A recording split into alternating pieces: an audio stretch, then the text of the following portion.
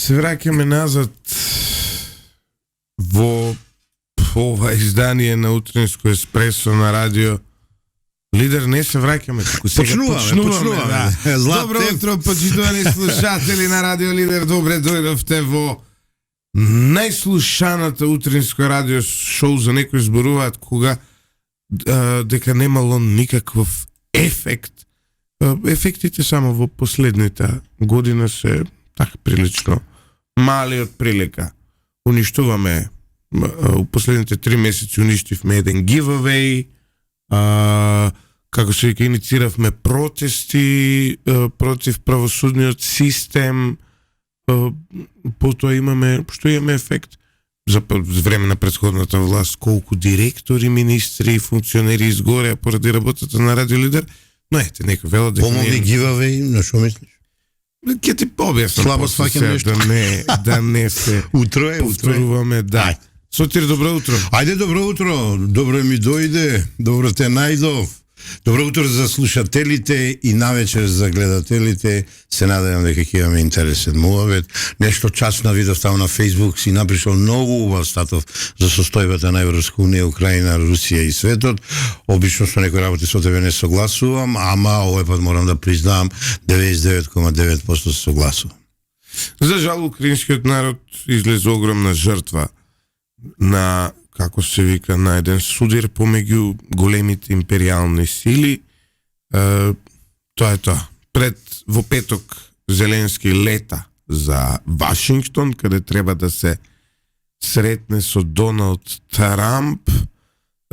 На прашањето што Украина добива свој договор кој сега ќе го потпише со Америка, Трамп рече $350 милиарди, воена опрема и право да продолжи да се бори. Во суштина, најверојатно Украина ќе се откаже од половина од своите минерални суровини, кои... Но не малку повеќе? Па добро, така се зборува, ќе го видиме договорот, кој ќе ги експлоатира САД за замена за овие воени гаранции. Од друга страна се очекува да се постигне договор и со Русија, каде што повторно е САД патрон. Со тој договор, нели, ќе се прекине огнот, ќе се направи тампон зона, Русија ќе се повлече од дел, многу мал дел од териториите, но се уште 20% од она што се нарекува Украина, Русија ќе го држи, иако веројатно никој нема да го признава тоа како руска територија, сепак де факто ќе биде тоа руска територија, како што сега е, да речеме, Крим. Крим никој не го признава дека е руски, но Крим де факто е... Ние велиме владение правниците. Значи, владение, да не речем еднакво на собственост, иако не е еднакво, не е еднакво. Што и да е во суштината е тоа така. Ја вчера, ќе прочитам што напише факот. Не е лошо. Историски гледано излегува дека Зеленски Украина во оваа војна најголемата грешка ја направија со тоа што тргнаа по паметот на Борис Џонсон и во пролетта 2022 година не прифатија мировен договор со Русија. Наместо да изиграат на некаква форма на Минск 3 со кој ќе купеа време, тие влегоа фронтално со агресорот, се држеа храбро 3 години против мокен хегемон, ама епилогот за нив е, според мене, ужасен. Тогаш скоро и немаше да изгубат територија во 22-ра, освен што ќе прифатеа некаква зголемена автономија за регионот Донбас, ќе се откаже од членството во НАТО, ќе се укинеа радикално десните милитантни формации и ќе завршеа со некаква контролирана финансиска и материјална штета. Во изминатите 3 години Украина изгуби стотици илјади војници и цивили, изгуби неколку милиони граѓани кои се бегалци и веројатно никогаш нема да се вратат назад во Украина, доживеа неколку трилиони материјална и финансиска штета. Овие штети никој никогаш нема да им ги надомести. Сега Трамп на маса им става договор со кој ќе се откажат од голем дел од своето минерално богатство на сметка на САД, ќе се откажат од членството во НАТО де факто, иако никој нема официјално да се откаже, но никој нема да ги прими и де факто ќе изгубат 20% од својата територија. Украина, за жал, ќе биде пропадната држава поделена од две империалистички сили, од кои едната ќе земе територија, другата природни богатства. За возврат ќе добие безбедносни гаранции и трајно економско робство. Од првиот ден на руската агресија па до ден денес сочувствувам со украинскиот народ, кој е најголем губитник на оваа империјална шарада. Тие луѓе ова не го заслужуваат. Заслужуваат да имаат убава и средена земја, но некој одлучил различно. Во однос на стратешките грешки на нивните лидери се прашувам, па како можеше Љупчо да очекуваш повеќе од будали кој му дадоа орден за храброст на Џабир Дерал. Браво. Злате, многу нема што да додадам, да ти кажам. Дури можеме во тој дел темата да затвориме. На оно претходно кажаното имам да сум ја стратешки советник на Зеленски, јас знаеш што би го затоа и се разликувам од останатите аналитичари, јас ја би го советувал да оди кај Путин, да не оди кај мојот љубимец Трамп. Тоа може би сега не може некој да го свати, ама ако сака Европска Унија да се ја поврати моќта, сега треба некој да е паметен договорот да се постигни без Америка. Иако мисламе невозможно, не ми ги зима зборовите, невозможно да сум ја Зеленски, јас сега ова би го решил во рамките на Европа и со Путин. Ама очигледно немаат визија. Во однос на Русија.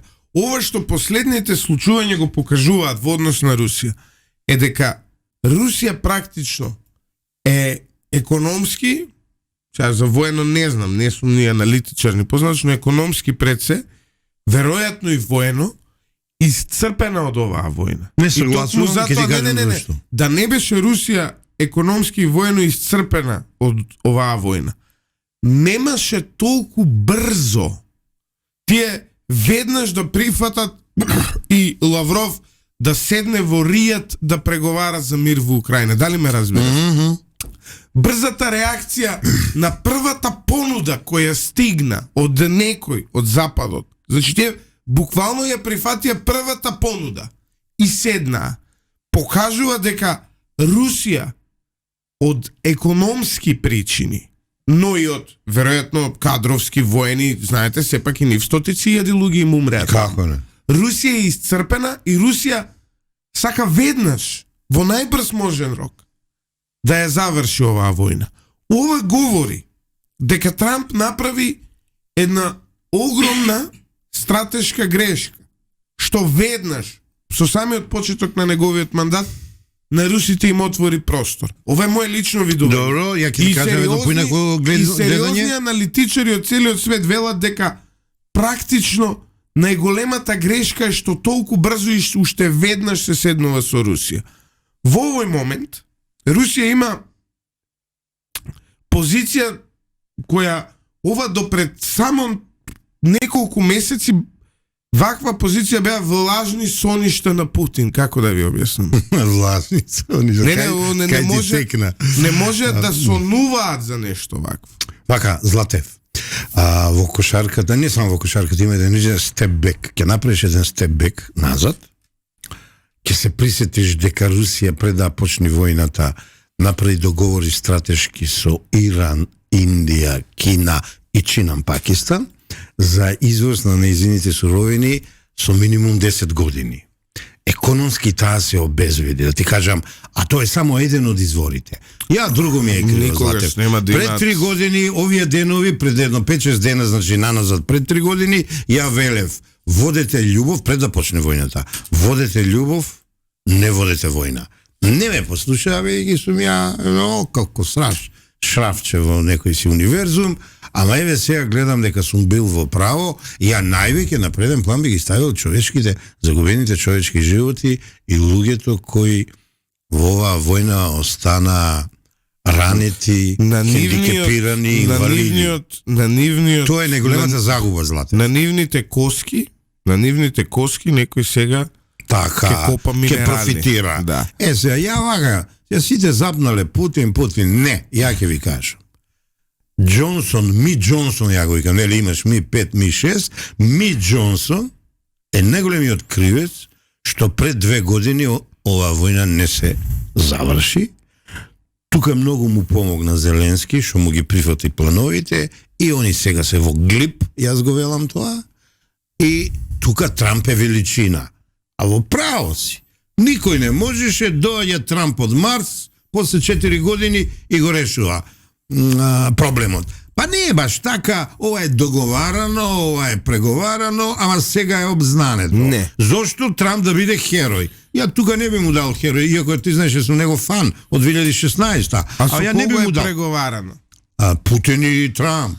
Па добро, Путин ама и не е Трамп. преговарано со... Ма они се главни, они. Не е Злате, знаеш што преговарано, ми е ова криво? не е позиција Ја на... срозија Европска Унија, ја предупредував пред години, 2-3, Европска Унија мора да покаже дека вреди. Бројките го покажуваат население, економија и GDP, што велите вие. Европска Унија му стана привезок на Америка, на Бајден и неговата камарила, и еве сега што и се случи. Дувна еден поветерец, или баш не баш така поветерец, од Трамп и од неговата екипа предизвикан, и Европска, сите збориме дека веќе која шиша Европска Унија. Ама тоа е жално, ние не живееме во Америка, ние живееме во Европа.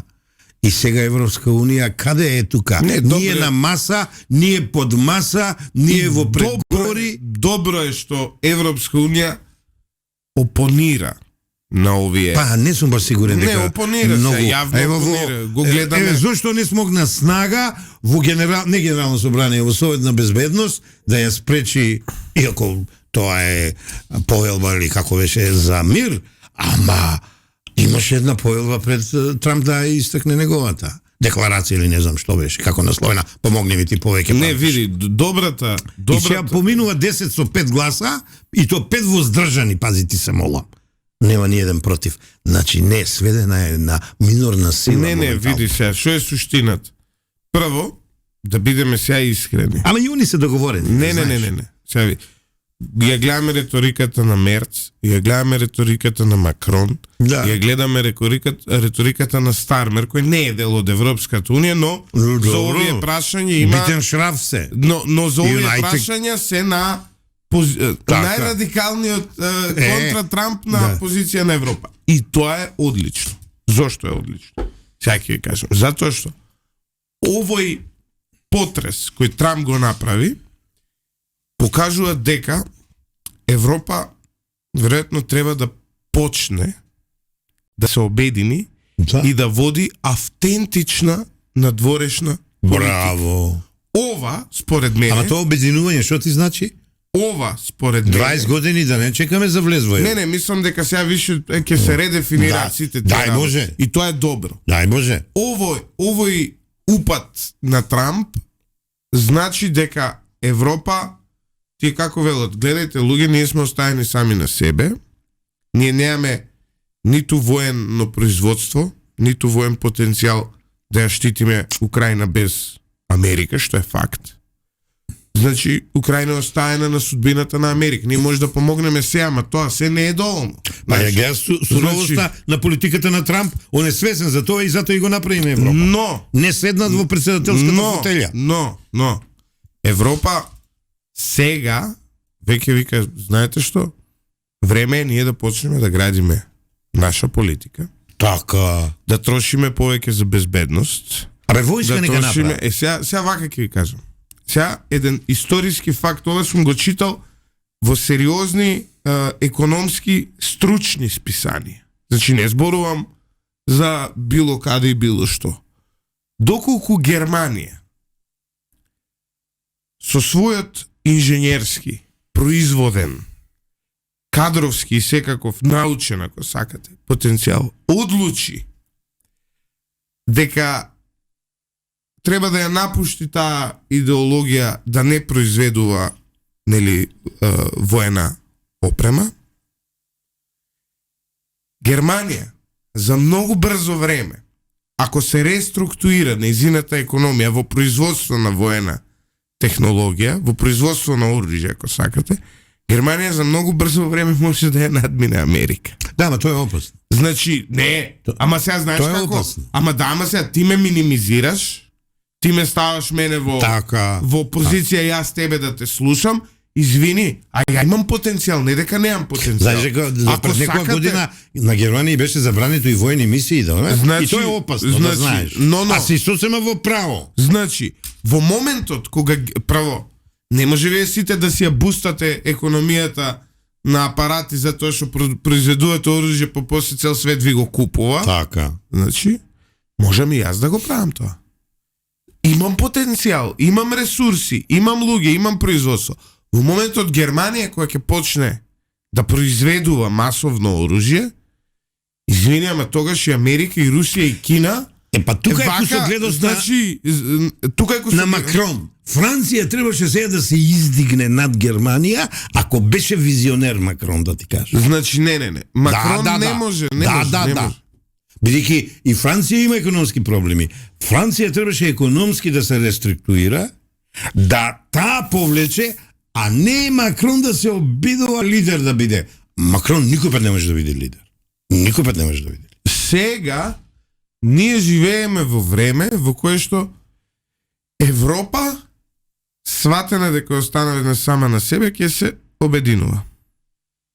И лайк давам и поддршка. И тоа е одлично, затоа што пак на таков начин Европа ќе им покаже на останатите која е нејзината вистинска вредност. Затоа што и Соединетите Американски држави, и Русија, и Кина може да зборуваат за нивните економски перформанси. Русија не има економски перформанси, тие да, ама има ресурси. ППП се посиромашни од нас, ќе зборувале за економски перформанси. Но ќе земеме Кина и Америка како пример. Европа е континент со најмала социјална нееднаквост. Европа е континент со најквалитетни јавни услуги. Затоа сите затоа сите сака тука да се доселат. Така. Европа е континент кој е најпримамлив пазар за сите. И зашо бе Трамп нели тарифи ќе уведуваше? Кај се сега тарифите за Европа? Зошто ако воведе тарифи ги позакочи троа. Не, еве јас Apple кај ќе продава iPhone-и? Кој има друг пари да купува iPhone? Не може да влезе со сите во трговска војна. Значи не. Тесла кај ќе продава Тесла? Кој ни помогна? Мексико ни помогна. Кој ќе му купува него Тесла у Средна Азија? Кој е куповно моќен да купува Тесла освен Европа? Знаеш, две-три јужноамерички држави, вклучително Мексико, Панама ни помогнаа на Европа там да се свести дека не може на цел свет да објави економска војна. Ќе ја изгуби. Ама прашањето е доколку неговите фирми продаваат во Европа. Така? Да. Сите целиот она што гледате убав пазар е. Па да. Иако не е најголем. Ама е голем.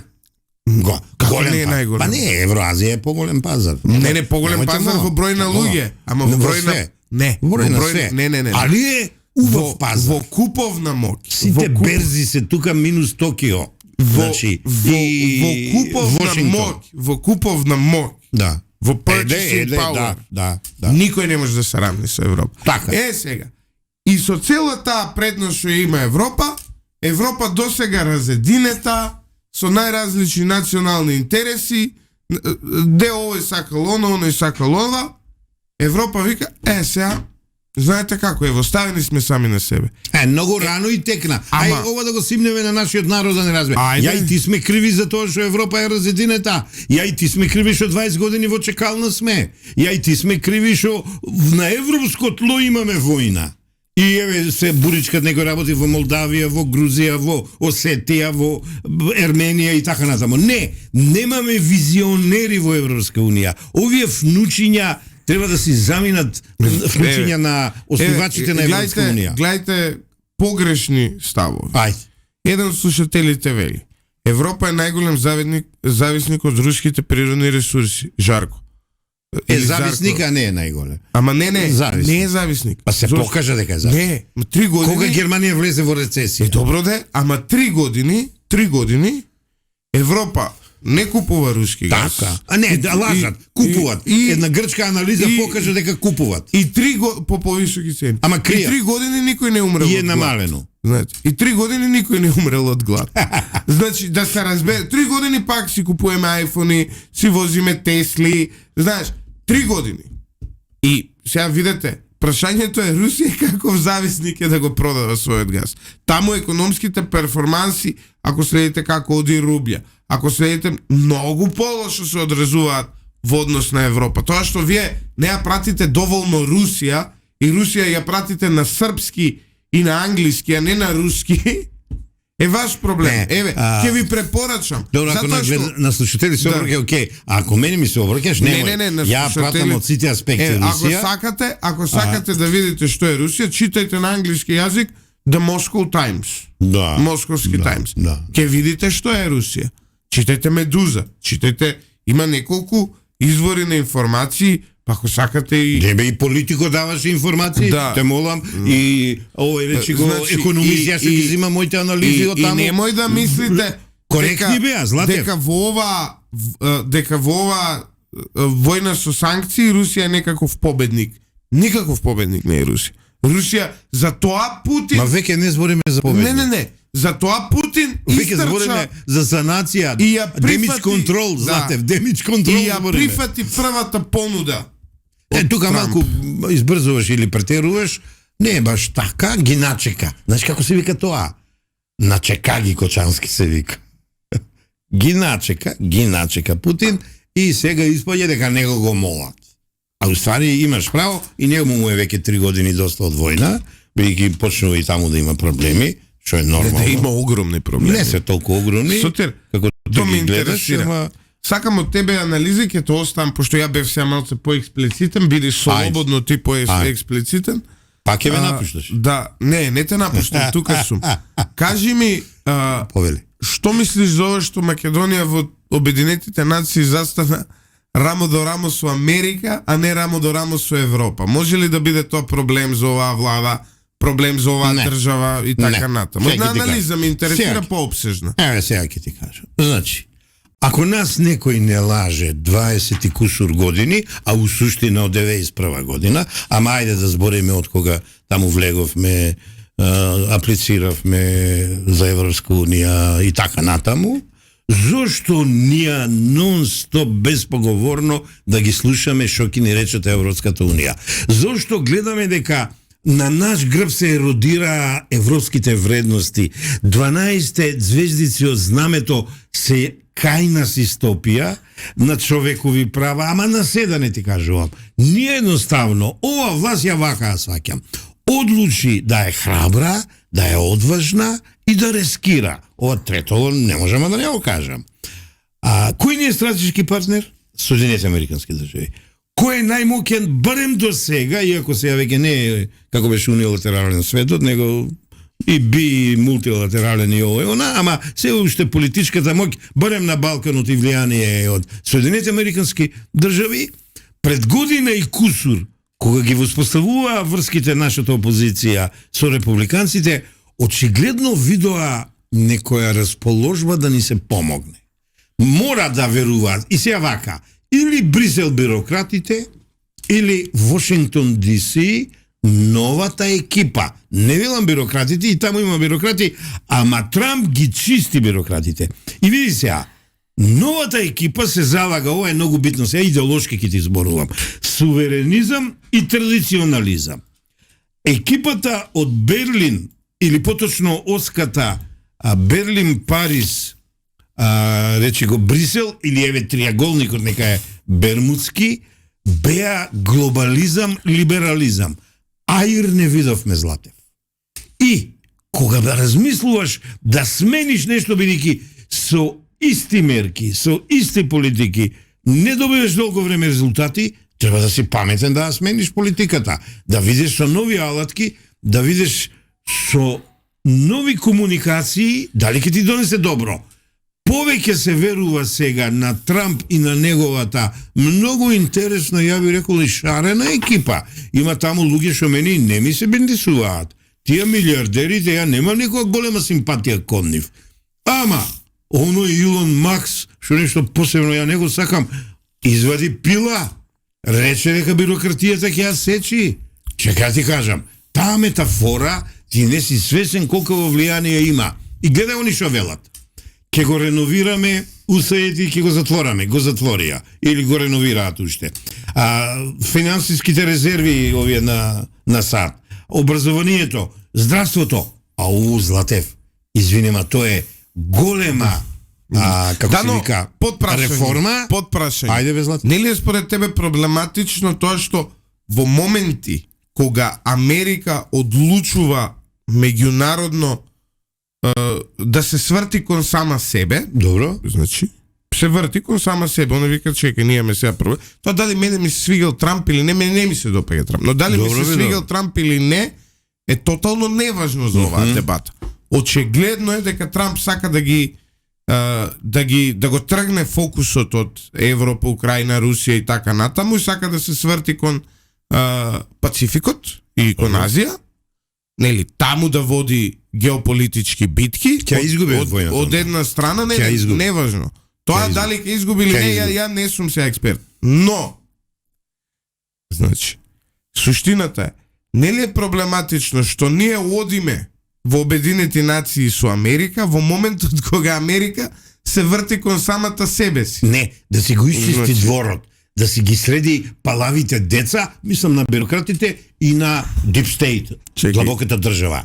А иначе, немој Златев, па ти знаеш колку се кладам на тебе со некои твои напредни идеи и ако ти се спротивставувам на некои размислувања, па Трамп е амбициозен да го завладее светот, ама знае дека е немоќен ако дома не се среди работата. Чекај, вика, Бутлески Игор, како прогнозер, не сум прогнозер, Ајде. Што мисли Златев, дали ќе го осудат Додик, пресудата е денес во еден, ќе видиме дали ќе погоди. Види се, нешто малце прочитав во изминатите денови, него го судат за кривично дело, непочитување на одлуките на високиот представник. Тамо одамна е спремена пресудата да помогнам, ќе го осудат.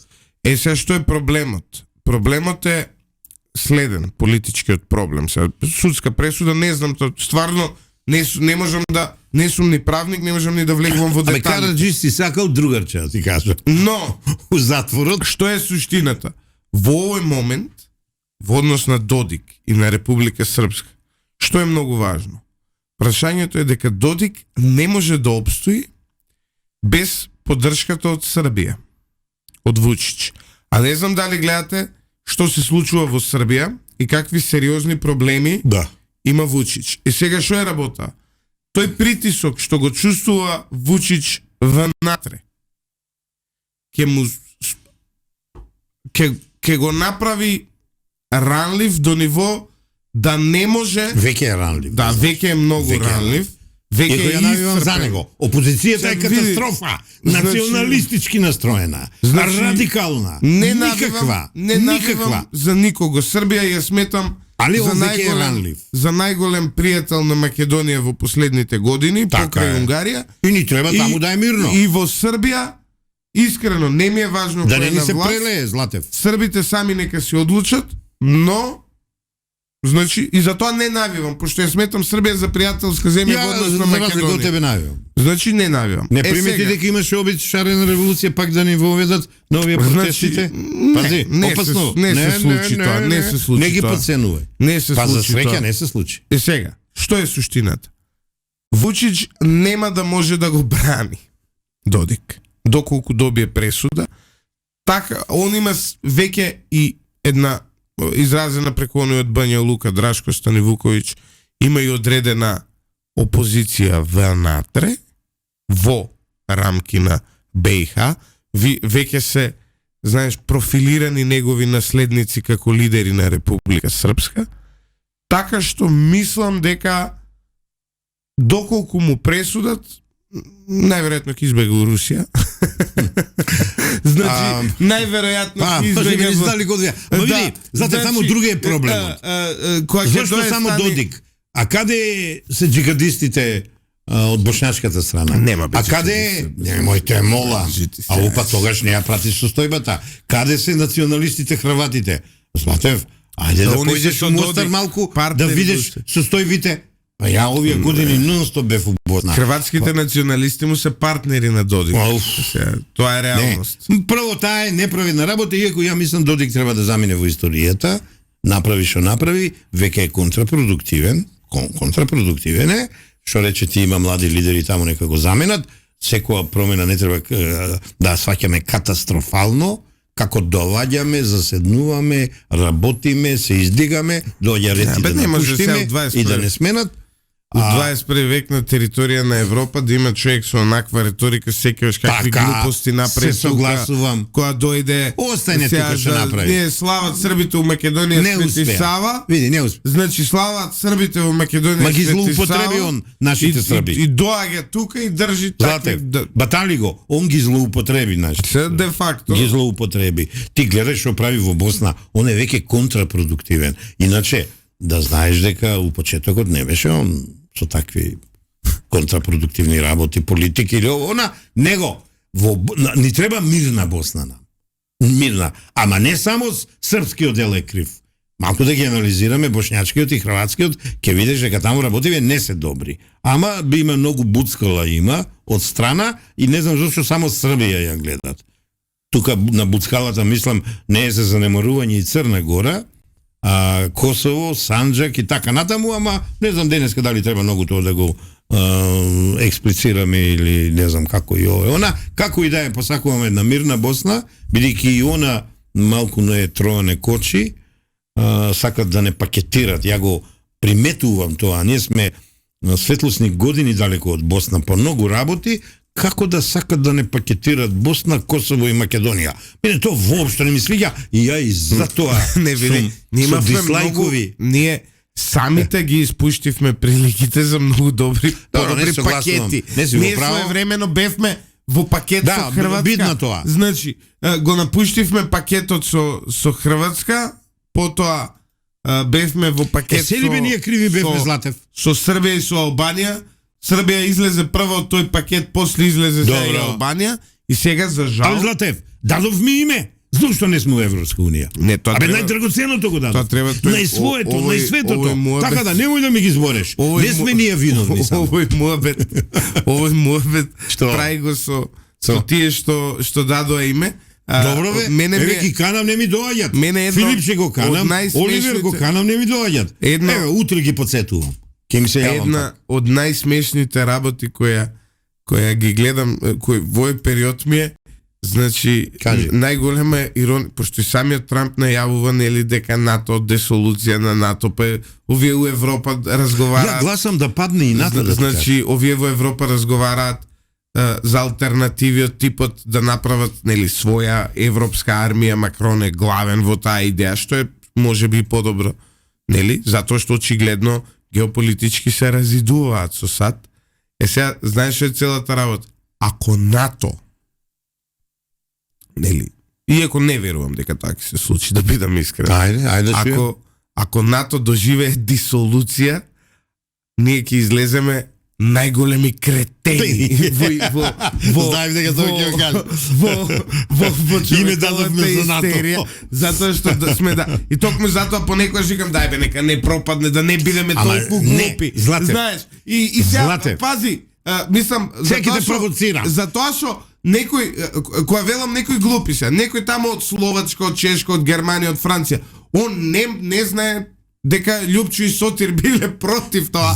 Ме разбираш? Он таа одлука ја гледа како одлука на државата. Кога? Знаеш? СДС го шитна името. Кој беше втор човек во СДС? Сега морам вака да ти правам. Одговарај ми, ајде. Радмила Шекеринска. Каде е сега Радмила Шекеринска? Во НАТО. Што мислиш ти? Така е шитнато името? Златев. Овој другиот каде е? ЗЗ? Дубај. Дубај не е членка на НАТО. Не, тој ги ужива парите од грците, а Шекеринска дилот со НАТО. Ве молам, логички помладите да гледате. Причинско последично, по овие ресторанови кафичеви, кај што кафе пиеме, абе, од каде излегна Шекеринска? Абе, не излегна од нигде, бре. Тоа она заслужено си го доби тоа што си го одработи. Дали Македонија ќе има корис од тоа, досега не видена штета. сега натаму ќе видиме, не сакам пошто е дама да ја напаѓам брутално, ама немојте да мислите дека она туку така се бендиса на Руте и Руте ја постави за заменик. Па ви се молам, 2 пати доаѓаше Руте кај нас овде, 2 пати не лажеше, ама очигледно Неизе Изаев ги убедил. Ете тоа сакав да те подсетам дека нашите високи функционери во НАТО ќе го заработија своето лепче. Тоа знаеш дека е иронично и во наводници. 21 година од трагичната несреќа во која почина председателот Борис Трајковски, Сотир Костов е еден од оние кои ја водеа истрагата. Сега ќе направиме една кратка... Повторената те молам. Повторената истрага. Сега која почна 2012, заврши 2015. Не му најавив дека ќе зборуваме на темата затоа што ја нема ти прифатам вака да зборувам, ама ќе ти објаснам. Не. Значи на барање на слушателите. Значи на барање на слушателите не подсети Игор, вели 21 година од авионската несреќа на Борис Трајковски. Сотир, ти беше истражител, што стана со тоа?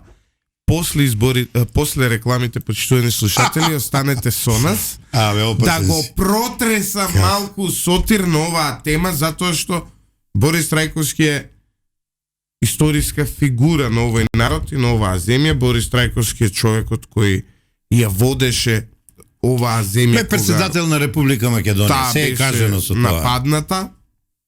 Не, многу, може секој да биде председател. И Стево Пендаровски е председател на оваа држава, па неговата историска улога е многу различна од онаа на Борис Трајковски. Да, значи да се разбереме. Има председател и председател. Така. И председателка. И председателка. Чај ќе видиме каква ќе биде нејзината историска улога. До момент нема некоја историска улога, но може би ќе добие до крајот. Има нова политичка матрица, нова председателска матрица, диаметрално спротивно од претходната на Пендаровски. За предпауза толку. Се враќаме назад, каде Сотир ќе треба да одговори на прашања поврзани со ова како човек кој ја водел повторената истрага во однос на Борис Трајковски. 21 година од смртта на Борис Трајковски, кој загина во авионска несреќа во Мостар. Така беше? Ротимље. Добро, првото прашање која од тогаш па наваму виси над македонската јавност е: несреќа беше? Сега објаснувам на техникава. Па нешто повеќе од несреќа, да кажам. Не е класично убиство, ама голема небрежност на тогашната управа за цивилна воздушна пловидба, сега агенцијата, на секторот за возопловен превод во владата, значи владата, и на Умпров или КФОР, како се викаше во Мостар, бидејќи даваат неисправна даваат војна процедура за слетување со пониски максимуми, стандарди за летање на војните возила на цивилен авион, и неисправен, што е најбитно, неисправен инструменти ВОР ДМИ, ќе објаснувам во друга прилика, тоа е за навигација инструментот за слетување во Мостар. Сето тоа е покриено со првата истрага и се обвинети пилотите. Да, пилотите направиле грешки, ама пилотите биле ставени во таква состојба што не можеле да не погрешат, а сите други работи биле покриени. Ова го покажува истрагата која ти ја водеше? Не. Јас ја водев пред истрагата од 2008 до 2012 и кога смогнавме доволно број докази, домашни и меѓународни, се донесе одлука на владата да побараме од Босна, од владата на Босна и од министерот за транспорт и врски да отвори истрага. Успеавме во тоа, 5 пати претходно не било успеано, други луѓе го правиле тоа, и истрагата ја водеше Кулич, експерт од Босна, кој направи меѓународен тим во кој се вклучија и луѓе од Македонија, а знаете како Сотир ја водеше. Како? Кој е епилогот од тоа? Епилогот е донесен е извештај, дадено е на владата, на председателот Иванов, на министерот за транспорт и врски, на секторот на директорот на СОЗР и ги има таму директните и индиректните причини. Тука завршувам малку пред. Значи владата во овој момент го има тој документ. Го има. Зошто го немаат граѓаните? Па види сега, некој работи во војното, во цивилното воздухопловство се канализирани, има стандарди, не е тоа демократијата. Дали државна тајна не открити сега од прилика што се? Не, некои работи точно е дека беа под државна тајна, да не забораваме дека поминаат 20 години. Лично мислам дека некои работи се од самите себе деноминирани, бидејќи и најголем број од документите се веќе во архивот архивирани од кабинетот на претседателот, од владата, од агенцијата и така натаму. И сега она што тебе најмногу те интересира, екипата јадрото е собрано, се прават последните договори до крајот на оваа година, ќе обзнаниме и извештај, и причини, и се околу тоа, ама тоа ќе го правиме на начин на кој граѓаните ќе можат да го следат, ќе им се објаснува степ бај степ, чекор по чекор, а не во некои си емисии од 5-10 минути на брзина да им се кажува како што знаат модерните новинари да ни прават. Условите, овој пат ќе бидам ригорозен, ние ќе ги поставиме. Кој медиум ќе ни даде услови да објавиме она што треба, бидејќи тука има видеа, тука има филмови снимани, тука има аудио снимки, тука има шеми, графикони, она, се сме решени да објавиме. Кој медиум ќе ни го даде тоа, ќе идеме таму, кој медиум нема да ни даде, само на крајот ќе ги дадеме директните и ќе ги дадеме индиректните причини. Еве, ја можам ексклузива да ти дадам, Златев. Ајде. Не, денес не. Не, ваква импровизација да правам на денот на погибието. Ја можам да ти кажам во најскоро време да ти ги дадам директните и индиректните причини, објави ги ти на Радио Лидер, објави ги ти во твојот сајт, ама тоа не е тоа. На народот македонски му треба да му се објасни како загинал претседателот Трајковски, а загинал во услови што не доликуваат на еден претседател и негов тим. И да не заборавиме, не загине само таму претседателот, и тимот на претседателот за меѓународна соработка. Дали се согласуваш, еве, моја понуда со експертите, со видеата, со графиконите, со документите во продукција на издавачот на Лидер МК и на Радио Лидер General Heralding, на мојата компанија, да снимиме документарен филм. Не, ние веќе два филма имаме снимано, а секи ти кажам една друга работа што ни направија. 2017 или 16 во филмскиот фонд, или како се вика таа агенцијата, поднесовме барање за снимање на филм, и тоа, знаеш кој режисер? Пројковски. Добро. Ја и мојата екипа сценаристи ни го усвоија барањето, ни доделија средства, дојде новата власт, сега, прости ми Господе, медо починате, нашите пари слушаме отишле кај некои си ордановци, фрчковци, кои никој пат не направиле тоа што ветиле. Така да и тука сме љути. И тука сме љути. Ние планиравме таков филм, не се секирај, тука не можам да ти прифатам, бидејќи имаме ние веќе спремна продукција, ама твојот медиум нека биде прв што ќе објава. А ние веќе имаме подготвена продукција за таа работа. Има една продукција која се вика Осило, ти си ја подзаборавил таа продукција, и очекуваме прво треба да стапиме во контакт со владата. Ако владата е расположена, ја веќе имав разговори пред, мислам, 2 недели со сопругата на починатиот претседател, човекот што најмногу ни помогна од странство, негов личен пријател, беше во Македонија и е заинтересиран овие работи да се објават, а тој ни помогна, ни отвори многу врати во странство, и едноставно ја консултирав екипата.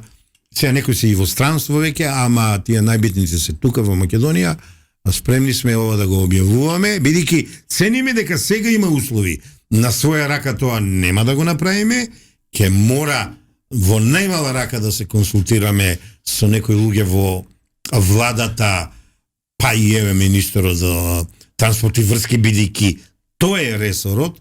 Ние со претходниот министер од тоа време многу добро соработувавме, и од кога ќе ги убедиме и нив дека веќе не треба да се таи причините за погибието, иако тие паушално се објавени, одиме со целосно објавување. Браво, ти потврдуваш само моето мислење дека ти си напредно дете новинар, одма ти текнува за филм. Да, еден документарец може и со лидер да се направи. Иначе имаме со 24 ТВ, ќе се изненадиш, направено со Ал Джазира направено и во продукција на комисијата што јас ја водев, имаме направено 3 филма, ги чуваме, ќе ги објавиме, а објавен е оној на 24 ТВ, објавен е на Ал Джазира, ама главните материјали се уште не се објавени. Ја тука би застанал од почит кон председателот и сите други што загинаат кон него и од почит кон семејствата, па да бидам искрен и од коректен однес кон владата и Министерството за транспорт и врски. Ти благодарам, мислам дека You're welcome, млад господине. Мислам дека имаме доволно ексклузивен материјал. Најава, еве нека биде најава. На здраве, господин. Па не е баш за здраве, очигледно сум настина. Пази се.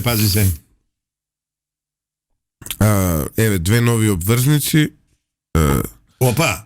Државата бара 3,9 милиарди денари, значи ве известуваме дека по барање на Министерството за финансии и на РСМ за котација на државни обврзници ќе се издаваат 2 нови обврзници. Сега да видиме кај е каматата. 3,9%. Па добро. Нешто поголемка или рамна на кредитот од Маđarска. Да, ќе видиме. Тука негде.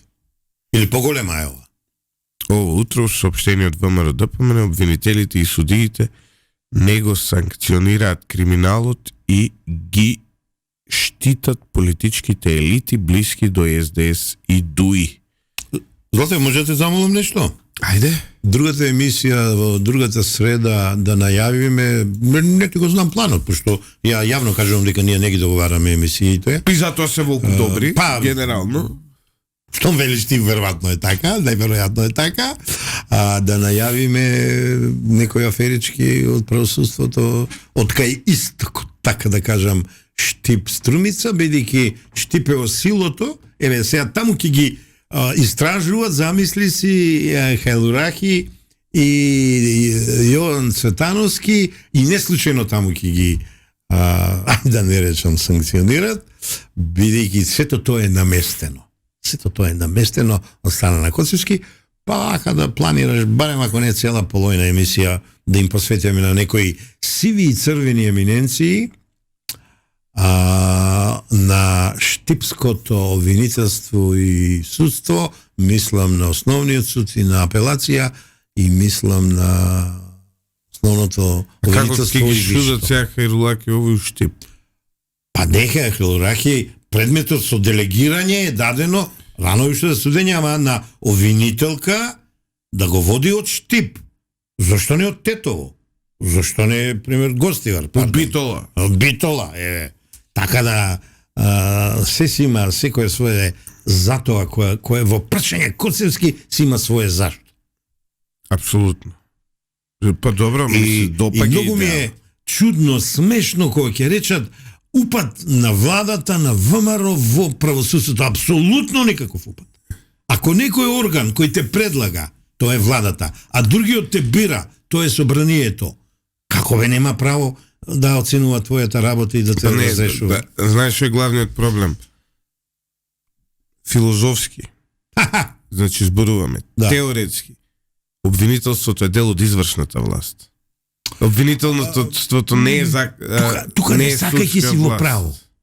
Значи, обвинителството секогаш е дел од извршната власт. Судот, моделот како е поставен. Судот треба да биде независен. А обвинителството е дел од... А се чул тезата дека јас се залагам обвинителите да бидат бирани на непосредни избори? Америка бе? Шерифите, обвинителите како ги бират? Политички системи во кои министерот за правда е шеф на обвинителството. Да, има. Така да, тука ја кажуваш ти праксата кај нас, а инаку се поделени трите власти, ама теоретски. А во пракса си во право. Ако потргнува поставката од владата. И теоретски обвинителството е дел од извршната власт. Тоа е Бо си го видел тоа. Браво, злате. Ајде уште еден лајк да ти дадам. Соче да затвараме дукенот. Ајде, како ќе кажеш ти си шефот. Почитувани слушатели, ово утро чека да видам колку време истеравме. Отидели са... Па солидно, не, скоро уште малку, уште малку. Ама доста. Па и не мора бе, не мора. Не мора толку па долго. се долги емисии да имаме, некојаш малци пократко. Голем ден ја многу сум настина, треба чајчиња си пијам. се Ајде да подсредам малку. оздравиш и во среда да си ми кукурек. Се гледаме другата недела заедно. со размрдаме Сотир пак. Костов. Уживавме ово утро во одличната емисија. Се обидовме да ви презентираме атрактивни теми. Останете со 98,1 FM, читајте Лидер Мак и претплатете се на нашиот канал.